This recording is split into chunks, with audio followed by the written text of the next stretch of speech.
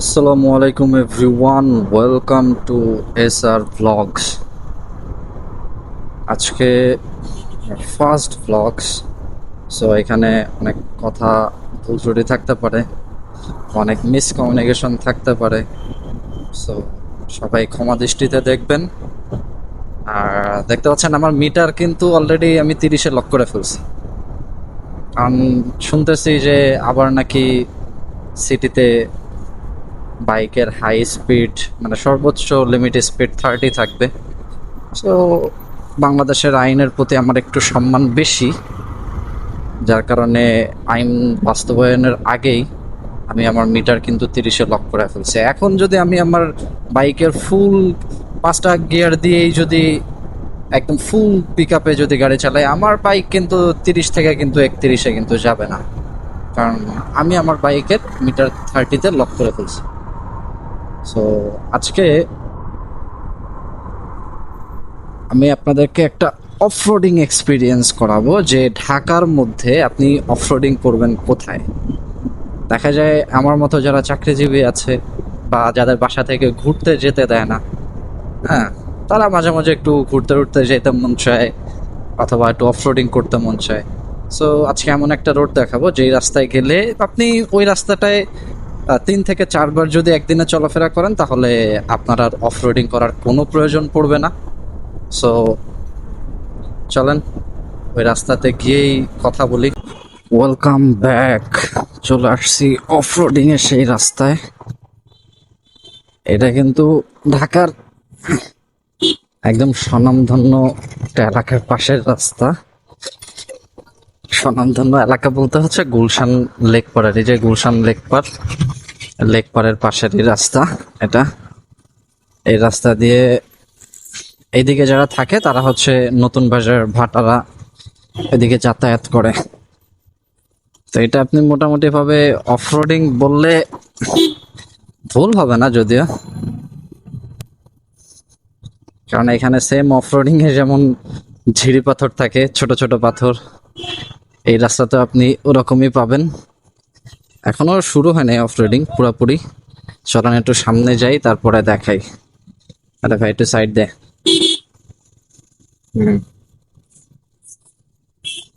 এই রাস্তাতে আপনি মোটামুটি যদি 60-70 স্পিডে বাইক চালানো অবস্থায় যদি হঠাৎ করে ব্রেক করেন, আপনি পড়েও যাইতে পারেন। এই যে অলরেডি শুরু হয়ে গেছে। আর আপনার যদি অফরোডিং এ বেশি ভালো লাগে বা অফরোডিং করতে পছন্দ করেন, এই রাস্তা দিয়ে 4-5 বার আসা যাওয়া করবেন একদিনে, ব্যাস অফরোডিং এর মজা পেয়ে যাবেন। আর বেশি আপনার বেশি কিছু হবে না, তার বাইকের হয়তো বা 2-1 মাসের হায়াত কমে যাবে। আর আপনি একদিন কোমরের ব্যথায় বাসায় শুয়ে থাকবেন, এই আর কি, আর বেশি কিছু না। এখন তো যা একটু মোটামুটি ভালো আছে, কিন্তু বৃষ্টি হলে এই রাস্তার অবস্থা এত করুণ হয় বলার বাহিরে। দেখেন গর্ত, বাহ, এই হচ্ছে অবস্থা।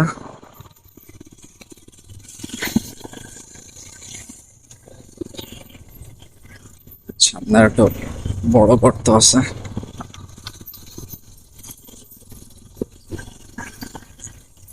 এই হচ্ছে রাস্তা। সো অফরোডিং কেন বলছি বুঝতে পারছেন এখন? আপনাকে অফরোডিং এর ফিল দিয়ে দিবে এই রাস্তা।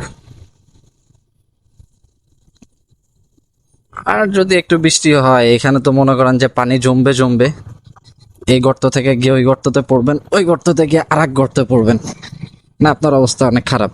আর এই রাস্তাটা সাধারণত ব্যবহার করা হয় যে বাড্ডা লিং রোড থেকে একদম নতুন বাজার পর্যন্ত মোটামুটি ভালো জ্যাম থাকে। উত্তর বাড্ডা, তারপর হচ্ছে সুবাস্তু, তারপর হচ্ছে শাহজাদপুর, এদিকে ভালো জ্যাম থাকে। তো এই রোডটাতে একটু জ্যাম কম থাকে, এটা সাইড রোড তো এই জন্য একটু জ্যাম কম থাকে। এই রোড দিয়ে এই জন্যই মানুষ বেশি চলাচল করে। এখন এই বেশি গাড়ি চলাচল করতে করতে এই রোডের অবস্থা এমন হয়ে গেছে। ওমা!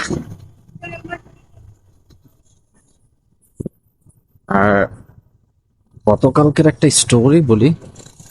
গতকাল রাত আমি অফিস থেকে ফিরছিলাম তখন আনুমানিক কয়টা বাজে, 10টা, রাত 10টা সামথিং। তো গুলশান একের মাঝামাঝি আমি ছিলাম। ওইখানে হঠাৎ করে আমার বাইকের ফুয়েল শেষ হয়ে যায়। আমি জানতাম যে আমার বাইকের তেল শেষ হয়ে যাবে। এখন আমার ইন্টেনশন ছিল যে আমি সবসময় রামপুরা হাজিপাড়া পাম্প থেকে তেল নিই, যে ওই পর্যন্ত আমি যেতে পারবো। তো গুলশান একের মাঝামাঝি আসা অবস্থাতেই আমার বাইকের তেল শেষ হয়ে যায়। পরে কি বাইক ঠেলতে থাকি। কিন্তু একটা জিনিস অনেক খারাপ লাগে আমার কাছে, যে আমার বাইকে যখন তেল থাকে, যেমন এখন আমার বাইকে 2 দাগ তেল আছে, যদি আমি দেখি যে রাস্তায় কেউ তেলের জন্য তার বাইক অফ হয়ে গেছে, আমি আমার সাধ্যমতো চেষ্টা করি, অথবা বেশি তেল না দিতে পারলেও চেষ্টা করি সে যেন পাম্প পর্যন্ত যাইতে পারে এমন একটা তেল তাকে আমি দেওয়ার চেষ্টা করি বা দেই। এর আগেও দিই, কিছুদিন আগেও দিয়েছি। যেমন চাঁদরাতে আমি প্রায় 3 জনকে এভাবে তেল দিছি। আমার অফিস থেকে আমি বাসায় যেতে যেতে 3 জনকে তেল দিছি। তো আমার সামনে দিয়ে এত বাইকার গেল, কেউ আমাকে একবার জিজ্ঞাসা করলো না যে ভাই কি সমস্যা হয়েছে বা কি আসার বিষয়। হয়তো বা তেমন, হয়তো বা অন্য কারোরও তেমন তেল ছিল না আমার মতো, বা বেশি তাড়া ছিল, এই জন্য জিজ্ঞাসা করে নাই।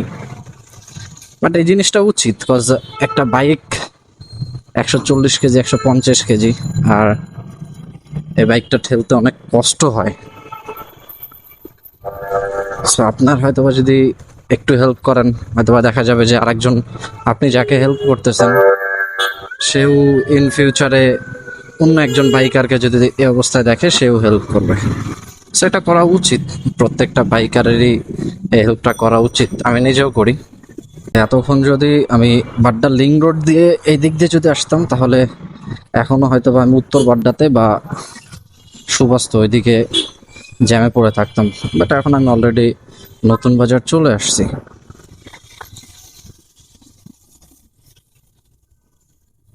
নতুন বাজার এই সিগনালে যদি আপনি একটু ট্রাফিক জ্যামে পড়েন, মোটামুটি আপনার 20-25 মিনিট শেষ।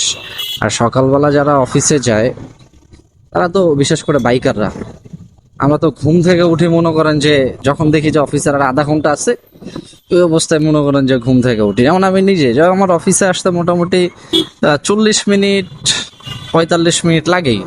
আর শুক্র শনিবার হলে সেই জায়গায় হচ্ছে 20 থেকে 25 মিনিট লাগে। তো ঘুম থেকে উঠে তাড়াতাড়ি করে ফ্রেশ হয়ে গোসল টোসল করে মনে করেন যে বের হয়ে, মানে খুব তাড়ার মধ্যে থাকি। এই জন্য রাস্তায় জ্যাম পড়লে ওই দিন অবস্থা খারাপ হয়ে যায়। সো আজকে সোমবার, রাস্তায় একটু জ্যাম। আর এটা হচ্ছে আমার প্রথম ভ্লগ। সো হয়তোবা ঠিক মতো কথাও বলতে পারতেছি না, বা কথা যা বলছি এগুলোর মধ্যে অনেক কথা ভুল আছে। সো ক্ষমার দৃষ্টিতে দেখবেন, আস্তে আস্তে ঠিক হয়ে যাবে। যদি কোথাও ভুল থাকে বা ইমপ্রুভ করার প্রয়োজন হয় বলবেন, তাহলে ইন ফিউচারে ওই প্রবলেমটা আর হবে না।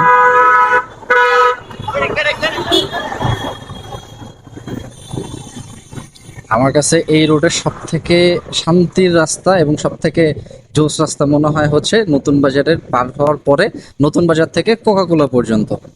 এই রাস্তাতে আপনার জ্যাম থাকবে না, আপনি চাইলে ইজিলি আপনার গাড়ি 70-80 বা 90 উঠাইতে পারবেন। আমি মাঝে মাঝে এই রাস্তাতে আমি 90, 99, 101ও উঠাই। এই রাস্তাটা অনেক ফাঁকা থাকে, মানে আপনি যাত্রাবাড়ির এই সাইড থেকে যারা আসে, তো পুরো রাস্তাটাই দেখা যায় জ্যাম থাকে, শুধুমাত্র এই জায়গার রাস্তাটুকু ফাঁকা থাকে। সো যারা ইউটিউব থেকে ব্লগটা দেখতেছেন, so as a new blogger আমি, সো সবাই চ্যানেলটাকে সাবস্ক্রাইব করে দিবেন। আর যারা ফেসবুক পেজ থেকে দেখতেছেন, তারা ফেসবুক পেজে ফলো প্লাস হচ্ছে একটা লাইক দিয়ে দেবেন। সো আজকে এই পর্যন্তই, দেখা হবে নতুন আর একটা ভিডিওতে। ততক্ষণ পর্যন্ত ভালো থাকবেন। গুড বাই, আসসালামু আলাইকুম।